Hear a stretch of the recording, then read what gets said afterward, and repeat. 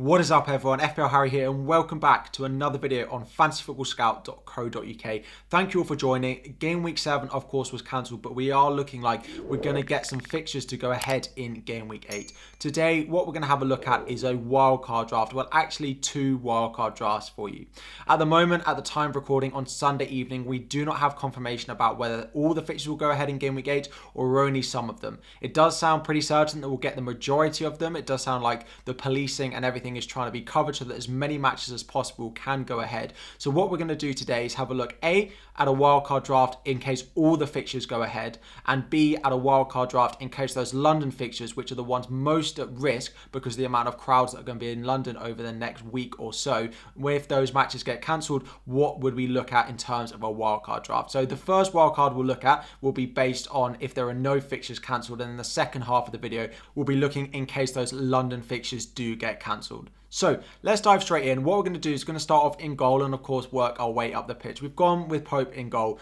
Those Newcastle fixtures look really good until game week 16 or so. Now, when you're picking your wildcard now, again, looking until about game week 16 or so when we're going to be playing that World Cup wildcard is pretty important when you're picking players that you don't really want to have to sell in your team, like your 4.0 defenders, like your goalkeeper, like some of those cheap midfield options that you don't really want to have to use a transfer on. Looking up until about game week 16 or so feels like the best thing to be doing. So Pope is the one I've gone in here. I really like the Newcastle defence. They've been performing really well this year, and Pope has shown that he's returning to his ways of good save points, good bonus points as well. Newcastle, not necessarily a team that score a lot of goals. That's particularly because Callum Wilson and St Maximin have been recently injured. When they come back, they might score some goals, but at the moment, it does mean that Pope is in the bonus points a lot of the time. Next to him, we do have Ward of Leicester. Now, it's pretty close to me whether I'd have Ward or I'd actually go with Iverson. I think there's a good chance that Ward loses his place given recent performances, but I actually think there's a good chance that Leicester change their managers over the next couple of weeks given their recent performances. So it's pretty difficult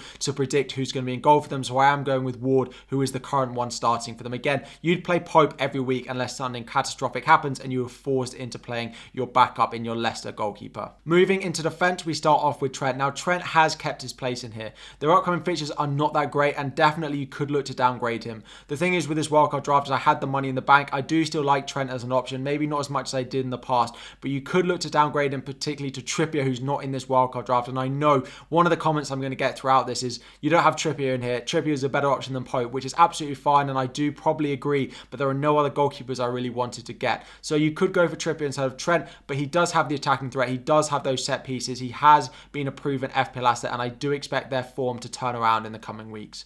Next to him, we do have João Cancelo, because I do think Manchester City are still the best defence in the league. It is very difficult to predict elsewhere in that Manchester City defence who's likely to play. You could go with Ruben Diaz in the central defence, but for 1 million more, I would prefer Cancelo because the attacking threat is there. They do have a lot of centre-back options coming back. They've got Stones, they've got Ake, they've got Diaz, and they've got Laporte returning from injury in not too long as well, which does mean when Champions League starts, there could be a bit of rotation there. Looks like Kyle Walker is going to be out injured until at least after the international break as well, which is why I haven't gone with him. He could be a good option to save money if he was fit. Next up, we do have Reece James of Chelsea. Again, under Potter, there's a little bit of doubt about exactly what's going to happen in that new Chelsea system, but he did play a 5 at the back at Brighton, so it does seem that he's going to play a 5 at the back at Chelsea, which would be great for the wing backs. On the left-hand side, Chilwell versus Cucurella, I have absolutely no idea who's going to start. Cucurella, obviously proven under Potter, but Chilwell, for me, is the better player out of the two. On the right-hand side, it's going to be Reece James, which is why he's in there, and I haven't bothered going for that player on the left-hand side. And then finally, to finish off the defence, we have two cheap options. We've gone with Neco Williams and Emerson of West Ham. Now, Emerson of West Ham has a really nice run of fixtures between now and game week 16, so he can be on your bench. He doesn't have to start for you. You can start him if he has a good fixture. He is playing either at left-back or left wing-back for West Ham at the moment. Again, 4 million since he signed for Chelsea is a really nice option. And then we've gone with Neco Williams. It was between Neco Williams and Patterson. Both of them work in a rotating pair with Emerson, so you always have a really good, strong first bench option with this wildcard draft. I've gone with Neco Williams just because defensively, Everton and Nottingham Forest may be a bit equal. Maybe Everton is slightly better, but Neco Williams does have that better attacking threat. We've seen it, that going forward down that right-hand side. Patterson is playing at wing-back, but Neco Williams does feel like the one I would go with out of the two. Into midfield, Salah does stay in here. Now, he doesn't stay if that Liverpool fixture gets cancelled, and we'll get to that draft in just a moment. And some of you might prefer it, even if those fixtures don't get cancelled, but Salah does stay. I still expect Liverpool to turn it around. Salah's positioning so far this season has been very far out on that right-hand side, and he's not been as central. I cannot see Klopp letting that go ahead and let that continue over the next few games, given the form that Liverpool are showing. I think he'll be back more central, and I think we'll see Salah returning to the point-scoring ways we've seen in the past. Next, Tim Martinelli. He's actually the only Arsenal player in this wildcard draft. Their fixtures after Brentford this week do get a lot more difficult, so I have decided to ditch them all. However, Martinelli, the price he's at, the value he offers, there's no way I'm dropping him. If you even buy him at 6.5, he's still the best player to have in and around that price.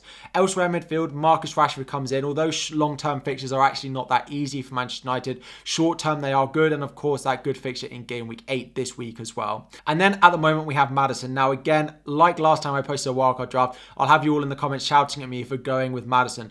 Those Leicester fixtures are so nice, and although Leicester have not been performing, Maddison has. He has looked a little bit tired because he's been coming back and rushed back from injury, but we have had a week and a half extra rest now that Maddison will be back up to speed. They have a good fixture coming from game week 9, although they play Tottenham in game week 8. There is the chance that from game week 9 onwards, he could be a real differential and a real template breaker for you. Finally, midfield, of course, we have Andreas Pereira. Those Fulham fixtures are starting to turn from game week 8. We've had it in the diary. We've had it penciled in for the likes of Mitrovic and Pereira to be in our teams non-stop from this fixture run, and it's finally time. Whether you start him every week or not, he is a great bench option to have.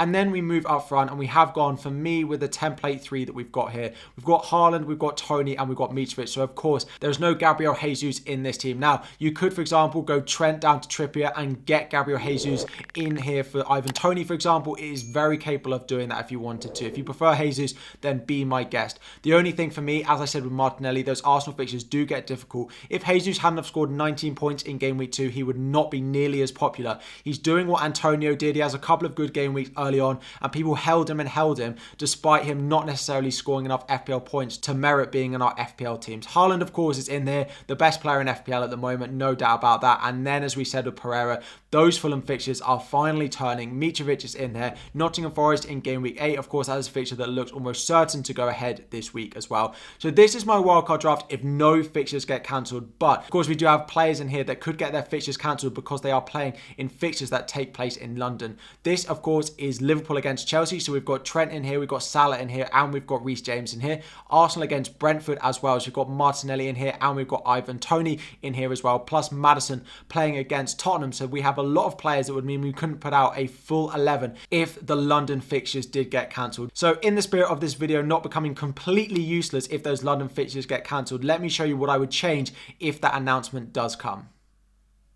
So what I would do is I would make 3 changes here. I would sell Salah and I would go and bring in Kevin De Bruyne, triple Manchester City. They did a lot against Wolves last year, particularly Kevin De Bruyne, and they have a nice run of fixtures starting here as well. And we know what Kevin De Bruyne is capable of. Him in for Salah is actually something you could do even if you aren't looking at those London fixtures as well. Next up, Maddison goes, and we brought in Jarrod Bowen. The next 4 fixtures for West Ham are amazing. You might not like Bowen, but I really think he's capable of being a template breaker just like Maddison. If you do want to go for another one of the 8 million midfielders like Luis Diaz, like Kulusevski, you want to downgrade to a Leeds option, then absolutely fine. But I think Bowen or Maddison could be great. And then up front, we've ditched Ivan Tony and we've gone with Isaac of Newcastle. Again, a really nice run of fixtures for them. Bournemouth at home in game week 8. We only have Pope in this team before we brought in Isaac. So I think having at least 2 of them is really good value of the money they're providing. This would leave still 3 players that don't have a fixture. We'd have Trent, we'd have Reece James, and we'd have Martinelli as well. If you don't want Trent and you want to go to Trippier, again, absolutely fine. So at least you have that option on the bench, but you would at least be able to put out a full 11 with this wildcard draft. Let me know what you think. Let me know any changes you would make to this wildcard, either the first draft or the second draft you've got here as well. Thank you all so much for watching. If you have enjoyed, make sure you've liked the video, subscribe to Fantasy Football Scout. Again, if you are loving FPL content, I have my own channel where I upload 3 times a week. Plus, I have a 2-hour long deadline stream. All the links you need to everything Fantasy Football Scout and FPL Harry is in the description. Thank you all so much for watching. Like and subscribe, and I'll be back again next week.